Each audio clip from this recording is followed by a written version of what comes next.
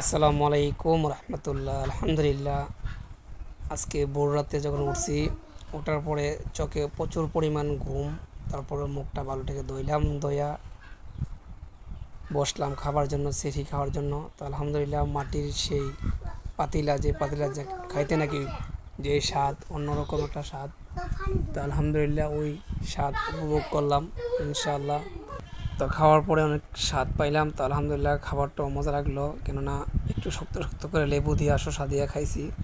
বুঝলেন তো, ঘুমের ঘরে খানা সব খানা তৃপ্তি মিটায় খাওয়া যায় না, কেননা ওই সময় মুখে রুচিও বেশি একটা থাকে না, তারপরে ঘুমের একটা ভাব থাকে।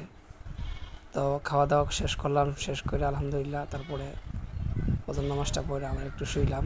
তো আলহামদুলিল্লাহ বেশিরভাগ সুন্নতি পাতিলাত খাবার খাইবেন, কেননা সুন্নতি পাতিলাত আপনারা যদি প্লেটে যদি খাবার খান, খাবারটা হজম শক্তি দ্রুত হবে। মাটির কোনো পাতিলে যদি আপনারা খাবার খান, এই খাবারটা অনেক ইন্টারেস্ট পাবেন এবং অনেক মজাও পাবেন, এবং খাবারটা পেটে সমস্যা হবে না। এটা একটা নবীর সুন্নত খাবার, মাটির পাতিলাত খাওয়াটা।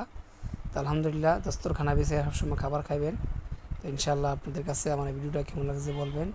তাই বলে শেষ করলাম। আসসালামু আলাইকুম রহমতুল্লাহি ওয়া বারাকাতুহু।